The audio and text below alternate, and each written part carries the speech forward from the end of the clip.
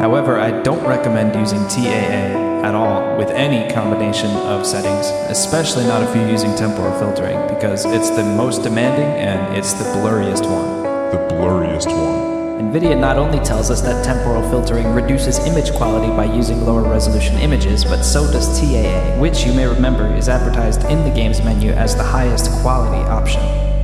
It looks like someone putting on and taking off their glasses for the first time, or someone smeared Vaseline all over the screen. And that's why NVIDIA says you shouldn't use these two settings together. I wonder why Ubisoft doesn't give us that information. I wonder why Ubisoft doesn't give us that information. I wonder why Ubisoft doesn't give us that information. The blurriest one.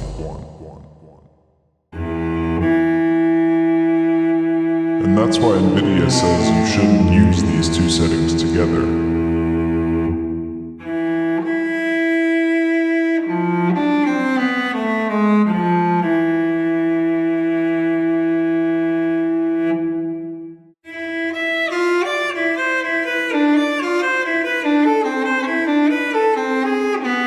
Are you sure about that?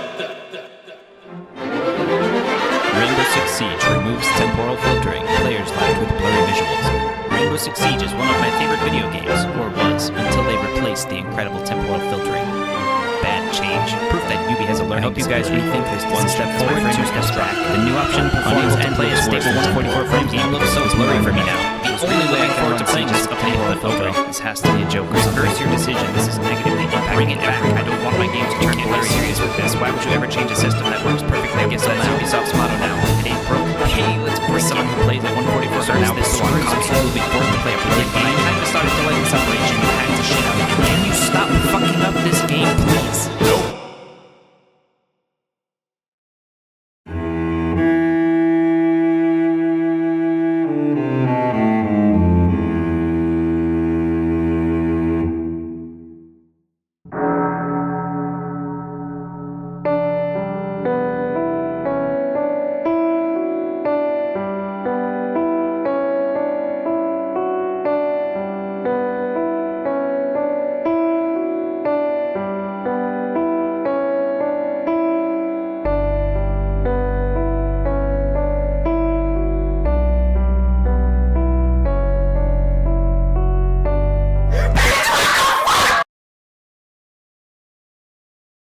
So, just in case you were out of the loop on all of this, I made a video back in January analyzing the graphics settings of the game, and particularly going into some detail on the anti-aliasing settings.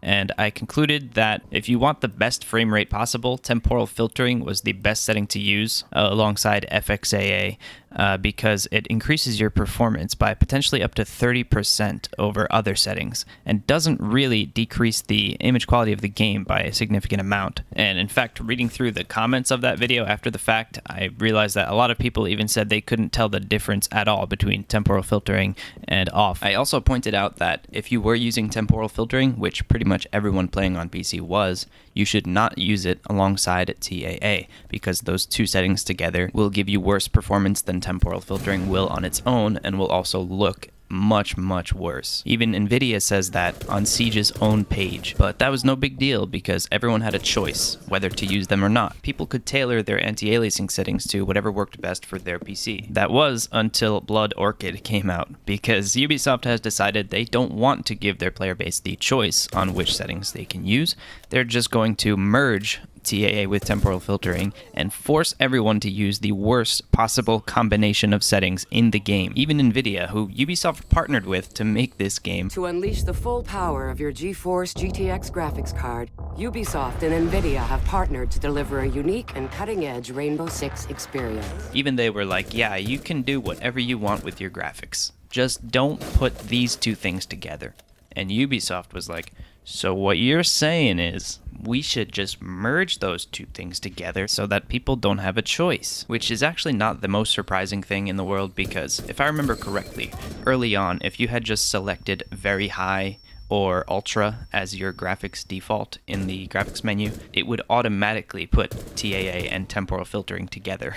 even back then. So it honestly makes me wonder if Nvidia and Ubisoft even communicate at all in the graphic development of this game. Now, to be fair, they haven't said that they've merged TAA with the original temporal filtering. They said that they've merged it with a new temporal filtering technique. But as far as what that means or what the details of the new technique are, they've not told us yet as far as I can tell. But this whole Nvidia and Ubisoft both giving different stories about graphics is not really the only thing that concerns me here. But instead, as a part of the PC community, what concerns me even more is why did they have a technical test server? I mean, I remember when the TTS first came out, how much praise Ubisoft was getting for giving their player base a way to play and test things before they are released on official patches. But doesn't this kind of just throw that out the window? Because this was the first massive opportunity that Ubisoft had to actually use the technical test server to test a change, to take feedback directly from the community and implement it. But instead, what they're doing is making a change that no one asked for, and despite everyone saying that they unanimously hate it, actually insisting on leaving it in the game. And I should mention, by the way, that if you play on console and think that this doesn't affect you, you're probably wrong, because I'm almost certain that on console, the game uses temporal filtering by default as an anti-aliasing option. Or at least it did, but now it uses TAA just like PC does. Whether or not it actually merges TAA with the temporal filtering technique is unknown, but again, this is just speculation, so don't quote me on it.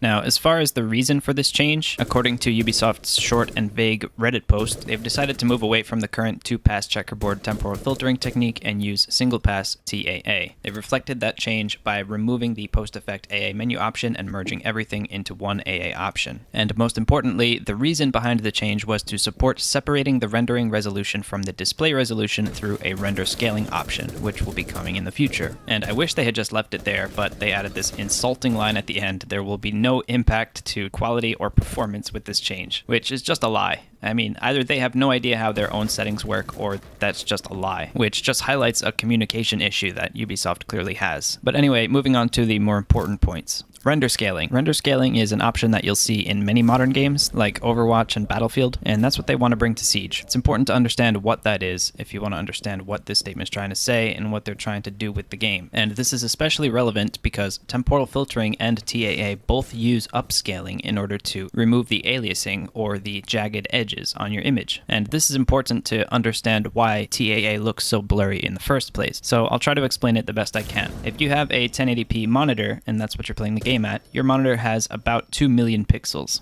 If you're rendering the game in 1080p, which means if your graphics card is creating the image in 1080p, that means that your graphics card is rendering or creating those 2 million pixels, which is exactly enough to fill up your whole monitor. In other words, if you're playing the game in 1080p on a 1080p monitor, that means that you're using a 100% render scale. Now, what temporal anti-aliasing does, and the reason it performs better, is that it renders the image in half resolution, which in the case of 1080p is about 1 million pixels. And then to reduce the impact on performance, it applies anti-aliasing techniques to that lower resolution image and then upscales it. So what do you do if you've rendered about 1 million pixels, but you need to fill a 2 million pixel screen? You duplicate some of those pixels, which is what lots of modern anti-aliasing techniques try to do, some more accurately than others, but that is why TAA looks blurry, because those pixels are being duplicated, thus reducing the quality of detail on those areas of your screen. Clearly, temporal filtering did temporal anti-aliasing much better than TAA does, which is why it both looked and performed better. But now the important question is